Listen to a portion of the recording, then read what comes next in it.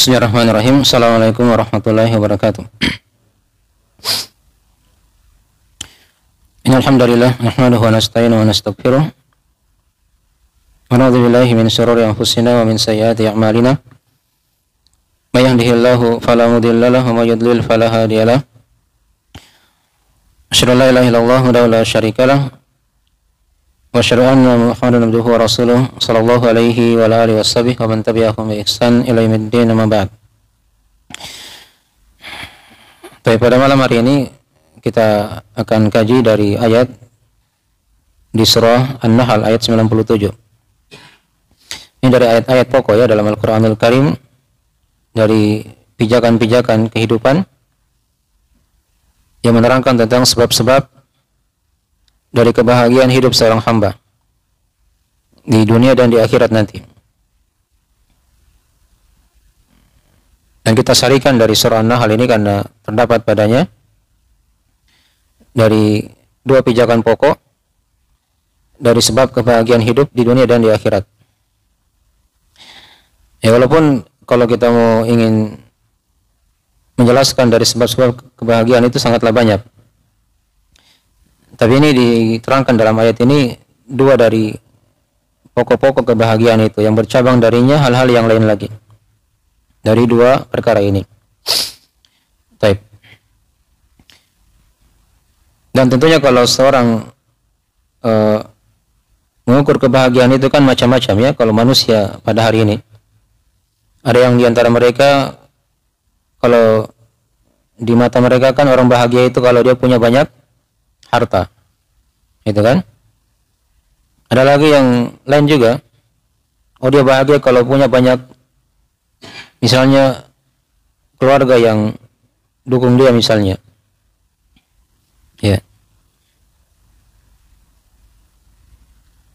Ada juga yang lain yang ukur bahagia itu dengan hal-hal yang lainnya, dengan hal-hal yang lain. Dan kadang mereka jarang mengembalikannya kepada Al-Quran atau hadis Nabi Shallallahu Alaihi Wasallam sebagai tuntunan kehidupan ya. Baik. Jadi dalam Al-Quran itu kan sudah diterangkan kepada kita dari pokok-pokok kebahagiaan. Di antara ayat yang kita akan bacakan ini ayat di surah An-Nahl ayat 97 ya, tentang dari pokok-pokok kebahagiaan di dunia dan di akhirat. Jadi yang punya materi dilihat ya di HP-nya. Ini karena belum di copy juga. Baik. Bisa dilihat situ. Hanya mungkin agak kecil ya. Antum perbesar aja apanya? Tulisannya. Baik. Kita baca dari surah An-Nahl tersebut. A'udzubillahi minasyaitonirrajim. Man 'amila shalihan min dzakarin aw untha wa huwa mu'min falanuhyiyannahu hayatan thayyibah. Wala najziyannahum ajrahum bi ahsani ma kanu ya'malun. Kita ada terjemahan dari mana ayatnya? Man amila shalihan, siapa saja dari yang beramal amalan yang soleh dari kalangan laki-laki ataupun perempuan, wa huwa mu'min, dan dia dalam keadaan beriman, falanuhyiyannahu hayatan thayyibah, maka kami akan hidupkan dia dengan kehidupan yang baik. Pasti kata Allah, wala najziyannahum ajrahum bi ahsani ma kanu ya'malun, dan pasti juga kami akan balas dari pahala mereka bi ahsani ma kanu ya'malun, dengan hal yang lebih baik dari apa yang mereka telah amalkan. Baik. Pada ayat yang mulia ini kita akan terangkan di sini 5 pembahasan. Ya, secara garis besarnya yang pertama kita akan terangkan dari sebab turunnya ayat ini. Ya, dinukil dari para ulama tafsir seperti Imam Al-Qurtubi dan juga oleh Imam Ibnu Jarir At-Tabari rahimahullahu taala. Beliau mengambil dari salah seorang dari tabi'in atau dari para ulama, dari Abu Shalih rahimahullahu taala. Ya, beliau mengatakan di situ dari sebab turunnya ayat ini diterangkan tentang adanya orang-orang dari pemuka agama di masa dahulu kala yang berbeda-beda agamanya, dari agama Yahudi, dari ahli Taurat, agama Nasrani dari ahli Injil, dan orang-orang yang menyembah berhala dari orang-orang Quraisy ketika itu. Jadi mereka ini masing-masing berbangga-bangga dengan agama yang mereka anut. Dan masing-masing dari mereka berkata, diterangkan dalam tafsirnya itu, ya, kata mereka, nahnu afdalu, kami ini lebih utama. Ya, orang Yahudi berkata, kami lebih utama daripada yang lainnya. Orang Nasrani juga seperti itu, kami lebih utama daripada yang lainnya. Orang-orang musyrikin Arab juga mereka berkata juga seperti itu, kami lebih utama daripada yang lainnya.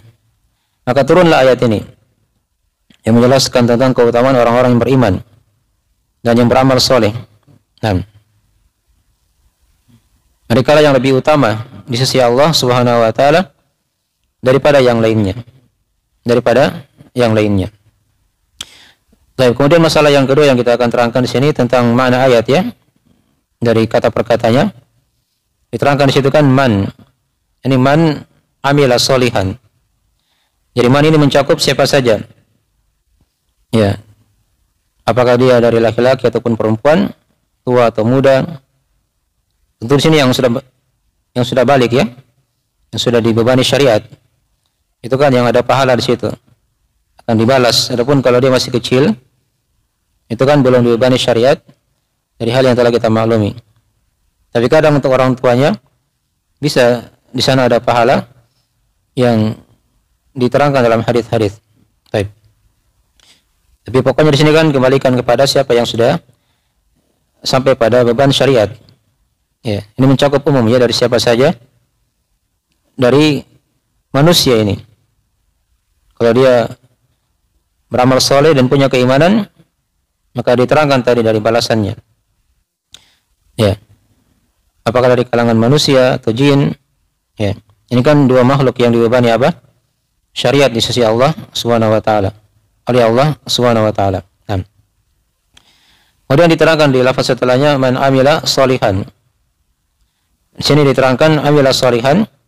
Ini dari hal yang sudah kita maklumi, ya, amalan soleh itu dia akan diterima oleh Allah ketika padanya ada 3 syarat. Padanya ada 3 syarat. Kita singgung sedikit di situ, ya. Pertama kan ada keikhlasan dalam beribadah kepada Allah Subhanahu wa taala. Ya. Kemudian yang kedua, amalan itu harus dibangun di atas tuntunan Nabi sallallahu alaihi wasallam. Dan yang ketiga dari syarat amalan diterima di sisi Allah, dikatakan amalan yang soleh, adalah dia dibangun di atas akidah yang benar. Akidah yang benar. Ini yang dikatakan amalan yang soleh. Ya. Jadi kalau misalnya pelaku amalan itu dari musyrik, dia Nasrani atau Yahudi, walaupun dia ikhlas sesuai dengan tuntunan Nabi misalnya, diamalkan, maka tidak akan diterima oleh Allah Subhanahu wa taala. Wa ma mana'ahum an tuqbala shadaqatuhum illa annahum kafaru billahi wa birrasulih. Dan tidaklah ada yang menghalangi dari tidak diterimanya dari sedekah mereka. Ini orang kafir, ya, mereka bersedekah tapi tidak diterima oleh Allah, kecuali karena mereka ini kafir kepada Allah dan Rasulnya. Jadi karena kekafiran mereka tidak diterima amalannya di sisi Allah Subhanahu wa taala, walaupun dia ikhlas dalam beramal. Ya. Jadi ini penting diketahui, ya.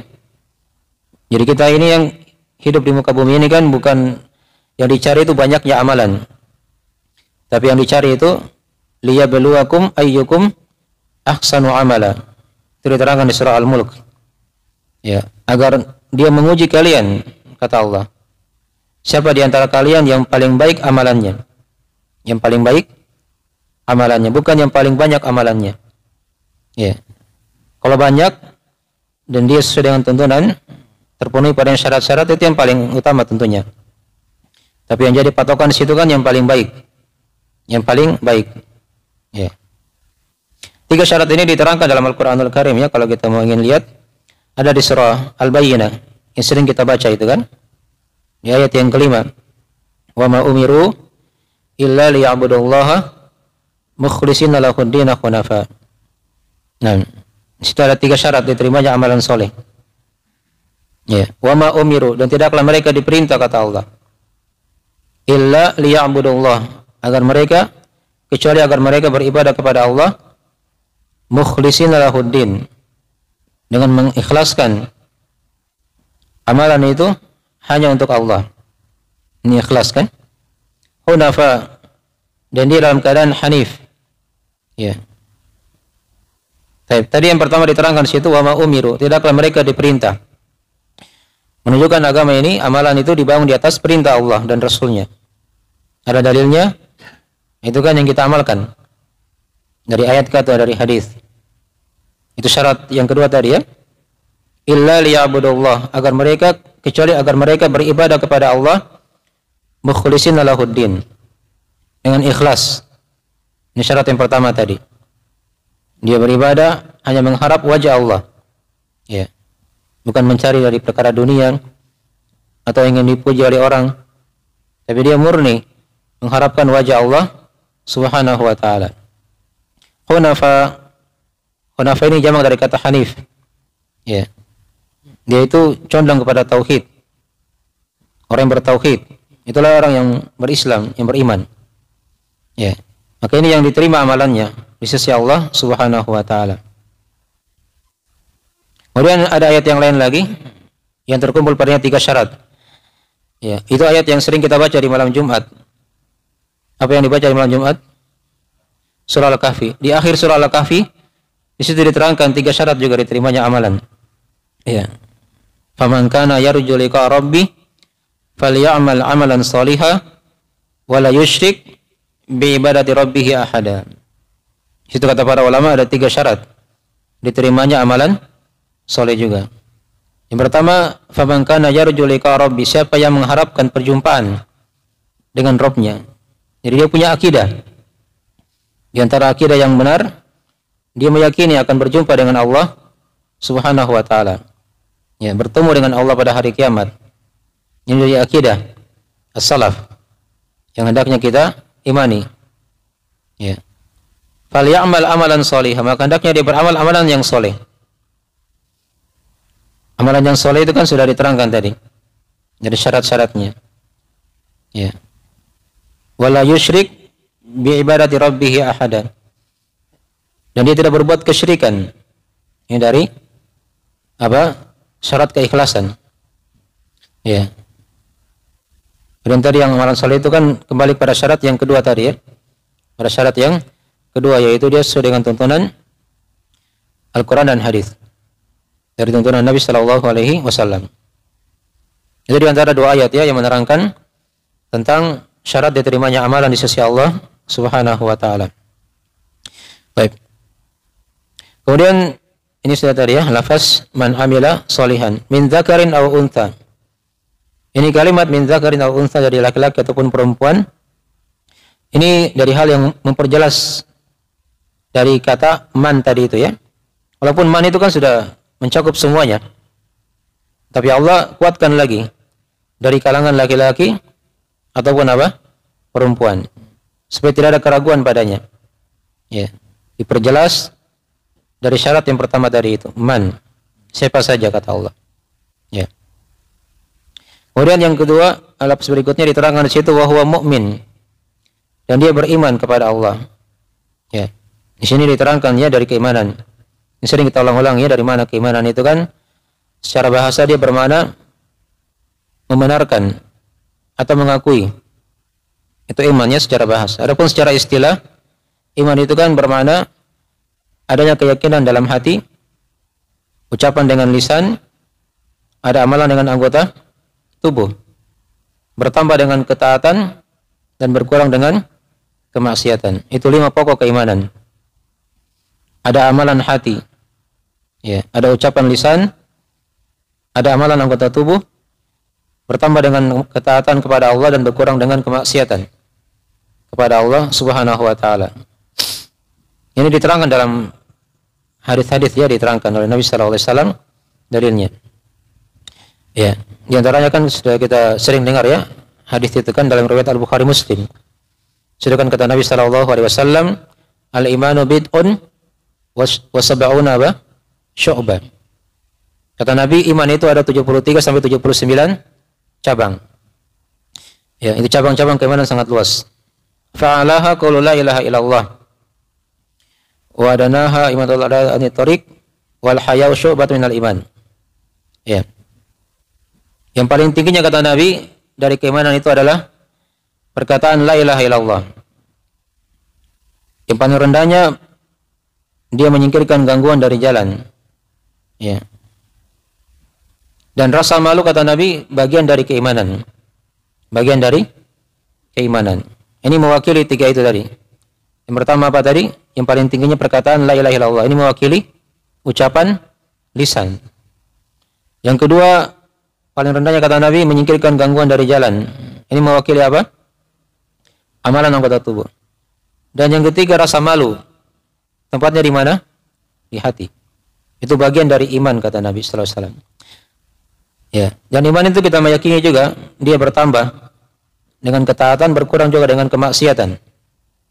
Ya, liyazdadu imanan ma'a imanihim. Di antara ayatnya kan, agar bertambah iman mereka. Jadi kalau dia bertambah, pasti juga akan berkurang. Ini dari mana-mana keimanan ya. Dan juga sudah kita maklumi kan, iman itu kan punya rukun-rukun. Ada rukun iman yang 6 itu kan. Iman kepada Allah, pada para malaikat, pada kitab-kitabnya, para rasulnya. Iman kepada hari akhir. Dan iman kepada takdir yang baik dan buruk. Seluruhnya dari sisi Allah Subhanahu wa ta'ala. Baik. Ini dari cakupan dari makna keimanan, walaupun ringkas ya. Insyaallah taala mungkin diterangkan di pembahasan yang lain. Ya. Itu dari kalimat wa huwa mu'min. Kemudian diterangkan di setelahnya falanuhyiyannahu hayatan thayyibah. Kemudian kami akan hidupkan dia dengan kehidupan yang baik. Ya, di sini banyak ulama tafsir yang menafsirkan dari hayatan thayyibah ini ya. Di situ kita simpulkannya ada beberapa pendapat. Ada yang mengatakan hayatan thayyibah itu adalah rezeki yang halal. Jadi siapa yang beramal soleh dan dia beriman, maka akan diberikan rezeki yang halal. Itu dari penafsiran. Ya. Kemudian ada juga yang menafsirkan hayatan thayyibah ini adalah diberi kecukupan oleh Allah Subhanahu wa taala. Diberikan kecukupan oleh Allah Subhanahu wa taala. Ya. Itu yang dikatakan oleh Al-Hasan Al-Basri. Kalau tadi hayatan thayyibah itu diberi rezeki yang halal, itu dari perkataan Ibnu Abbas. Dari perkataan Ibnu Abbas. Ada juga yang mengatakan hayatan thayyibah, kehidupan yang baik, maksudnya diberi taufik kepada ketaatan. Dimudahkan dia untuk mentaati Allah Subhanahu wa taala. Ya. Kemudian juga di antara makna hayatan thayyibah ada yang mengatakan dia diberi kebahagiaan. Ya, diberi kebahagiaan. Ya, ini tadi yang kita jadikan sebagai apa? Judulnya kan? 2 dari sebab kebahagiaan. Nah. Ada juga yang mengatakan hayatan thayyibah artinya kelezatan dalam ketaatan. Jadi dia beribadah kepada Allah nikmat rasanya. Itu dari buah keimanan dan amalan yang soleh. Ya. Ada orang kan beribadah tapi dia tidak merasakan nikmatnya itu ibadah, lezatnya ibadah. Tapi ada orang ketika dia beribadah, dia cinta lezat dia beribadah. Ya. Itu dia telah mendapatkan apa? Hayatan thayyibah. Dipahami ya? Hayatan thayyibah. Tapi kemudian di antara juga dari mana hayatan thayyibah? Diterangkan juga, sudah kita tulis situ. Ya, dia diberikan dari maknanya itu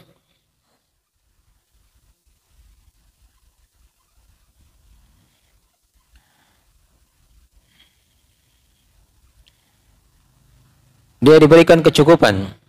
Ya, diberikan apa? Kecukupan dalam kehidupan. Ya. Dari makhluk dia tidak misalnya meminta-minta misalnya kan. Itu dari mana-mana hayatan thayyibah. Ada yang mengatakan hayatan thayyibah dia diberikan keridhaan terhadap takdir Allah Subhanahu wa taala. Jadi ada musibah misalnya yang menimpanya, dia meyakini hal tersebut dari sisi Allah, ada hikmah di situ yang sangat dalam. Dia bersabar, dia tidak berkeluh kesah dan seterusnya. Dan juga dia menafsirkan hayatan thayyibah adalah dia diberikan surga. Ya, diberikan surga. Karena tidak ada, kata para ulama, kehidupan yang baik kecuali ketika dia sudah di surga. Jadi ini dari penafsiran-penafsiran ya. Jadi kesimpulan di sini dari penafsiran para ulama di situ ada yang melingkup dunia, ada yang melingkup apa? Akhirat. Tapi tadi kebanyakannya di mana? Di dunia kan? Iya. Diberikan apa tadi? Kecukupan, diberikan taufik, kebahagiaan, kelezatan beribadah. Ya, merasa cukup dari makhluk ini kan di mana semuanya? Di dunia. Ya, keridhaan ini terhadap takdir itu kan di dunia semuanya. Walaupun tadi ada sebagian ulama yang menafsirkan dia diberikan surga oleh Allah Subhanahu wa taala. Kemudian berikutnya diterangkan di situ dari lafaz setelahnya, falanuhyiyannahu hayatan thayyibah wa lanajziyannahum ajrahum. Kemudian kami akan balas pahala mereka. Jadi maksudnya dibalas di akhirat nanti ya. Di akhirat. Jika mereka berjalan, jika dia berjalan menuju kepada Allah Subhanahu wa taala. Ya. Jadi bukan dibalas di dunia. Dibalas di mana? Di akhirat. Ya. Kemudian yang terakhir diterangkan di situ, wala najziyannahum ajrahum bi ahsani ma kanu ya'malun. Dengan hal yang lebih baik dari apa yang mereka amalkan. Ya. Jadi di surga itu kan seperti itu ya. Jadi surga itu balasan Allah kepada hamba-hambanya. Itu kalau mau dibandingkan dengan amalan kita itu tidak ada apa-apanya. Amalan seorang itu ya. Kalau mau dibandingkan dengan surga Allah Subhanahu wa taala. Ya. Jadi dikatakan di situ bi ahsani ma kanu ya'malun, dengan sesuatu yang lebih baik dari apa yang mereka amalkan. Karena di surga itu ada sesuatu yang tidak pernah terlihat oleh mata. Nanti di surga baru dilihat. Ada seperti itu. Di dunia tidak pernah. Di surga juga itu ada hal yang tidak pernah terdengar oleh telinga.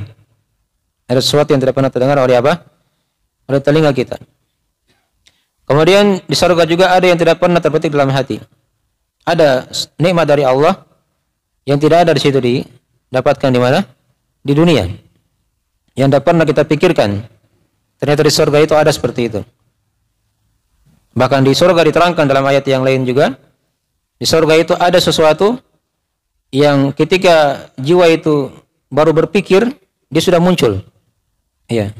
Wa fiha ma tashtahihil anfus wa taladul ayun. Di surga itu ada sesuatu yang ketika jiwa itu sudah mulai berhasrat, baru mau pikirkan, itu sudah muncul di depan.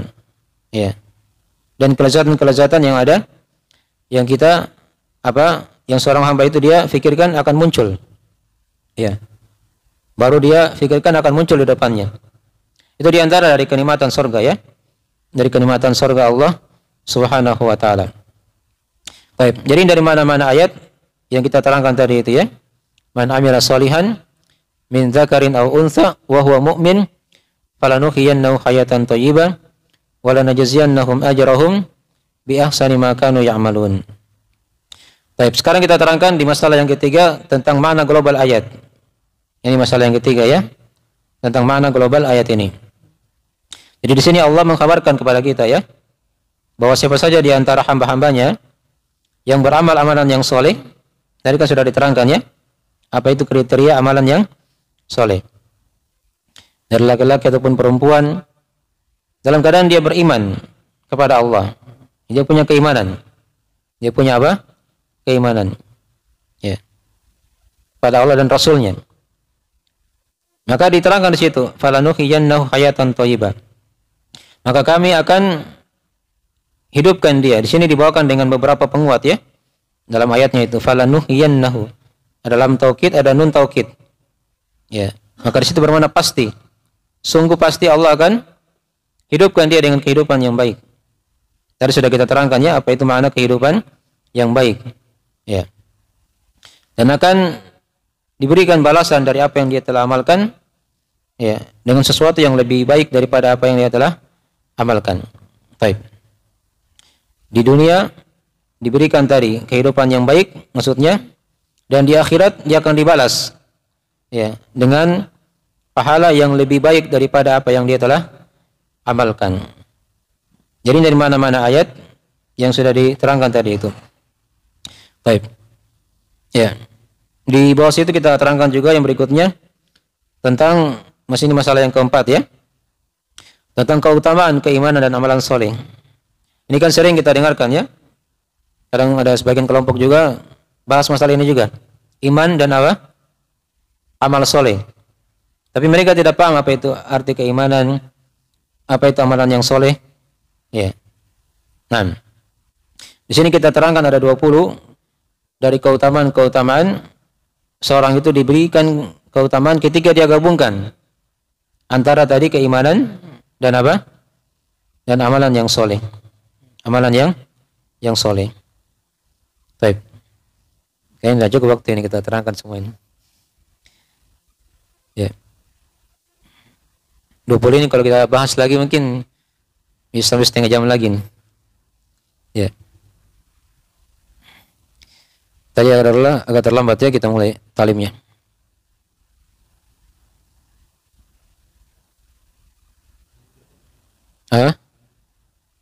Setelah Isya saja. Azan dulu. Bagaimana? Masih ada waktu setelah Isya kan kalian? Ya insyaallah. Tapi tidak dipaksa ya bagi yang mau balik juga tidak ada masalah. Ya. Ini kan kata Allah kan la ikraha fid din. Tidak ada paksaan dalam agama. Yang mau ikut ya bagi yang mau balik juga tidak ada masalah. Baik. Ada yang tanyakan dari pelajaran tadi sampai di situ? Dari pelajaran yang bisa dipetik atau ada masalah? Kita nanya jawab sedikit. Ya. Sebelum kita adzan.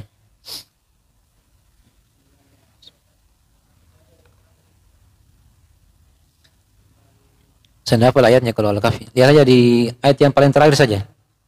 Berapa itu? 110 ya? Iya. Itu ayatnya di situ. Nah. Jelas dia ayat yang paling terakhir di surah Al-Kahfi. Faman kana yarju liqa rabbih falyamal amalan shalihan wa la yusyrik bi ibadati rabbih ahada. Baik.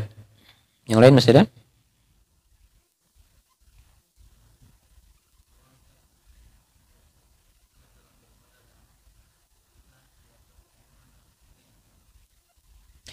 Di antara kiat-kiat untuk seorang bisa ikhlas dalam beribadah kepada Allah, itu yang pertama kan dia beribadah itu mengharap wajah Allah. Ya, itu kan diterangkan di ayat-ayat ya. Nah, illa btigha'a wajh Allah. Kecuali karena mengharap wajah Allah. Apa maksudnya dia mengharap wajah Allah? Ya, maksudnya di situ dia berakidah yang benar, dia akan berjumpa dengan Allah pada hari kiamat nanti. Itu yang dia cari kan? Ya. Di padang mahsyar dia berjumpa dengan Allah. Ya. Itu diantara dari kiat yang pertama. Kemudian kiat yang kedua, agar dia bisa ikhlas, ya, dia beribadah itu dibarengi dengan kecintaan kepada Allah. Ya. Dia penuhi di situ rukun-rukun ibadah. Ya. Dia beribadah itu kan karena dia cinta kepada Allah. Karena dia cinta kepada Allah Subhanahu wa taala. Itu kan rukun ibadah yang pertama. Rukun yang kedua kan karena mengharap. Itu ada harapan dalam hati kan, diharapkan surganya. Ya, berjumpa dengan Allah, melihat Allah kan di surga juga. Itu tempat yang kedua tadi. Tempat yang kedua. Kemudian yang ketiga tadi dari rukun ibadah, dia beribadah itu karena takut akan siksaan Allah Subhanahu wa taala. Itu kan di antara kiat-kiat. Jadi dia yang pertama tadi dia beribadah karena mengharap wajah Allah. Kemudian yang kedua ada kecintaan kepadanya, ada harapan. Kemudian dia barengan dengan rasa takut. Ini rukun-rukun ibadah. Ya, dipenuhi rukun-rukun ibadah, makanya akan dari hal yang membantu keikhlasannya dalam beribadah kepada Allah Subhanahu wa taala. Kemudian di antara kiat lagi yang lainnya, dia hilangkan dari hal-hal yang bisa memalingkan dari keikhlasan tadi. Ya, seperti dia mengharapkan pujian dari manusia. Ya.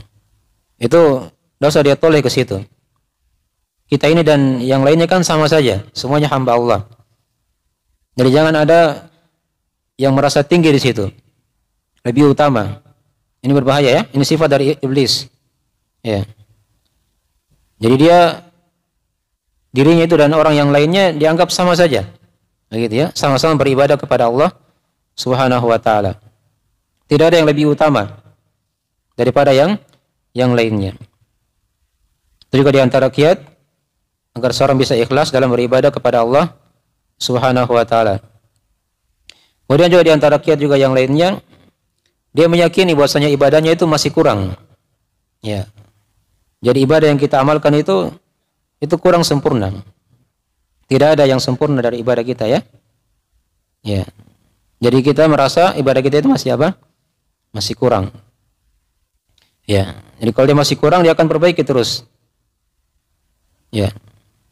Kemudian di antara kiat juga yang lain lagi, ini kalau berkaitan dengan salat ya. Itu dia salat seakan-akan dia itu salat perpisahan dengan dunia ini. Ya. Salat yang terakhir. Salat yang terakhir. Baik. Segera itu ya sudah masuk. Sudah ada yang ribut ya saya. Saya jangan masjid atau tapi sudah masuk waktu. Ya, nanti kita sambung insyaallah setelah Isya ya. Ini agak panjang, insyaallah kita akan lanjutkan di sesi yang kedua setelah Isya. Baik. Subhanakallahumma wa bihamdik, asyhadu an la ilaha illa anta, astaghfiruka wa atubu ilaik. Assalamualaikum warahmatullahi wabarakatuh.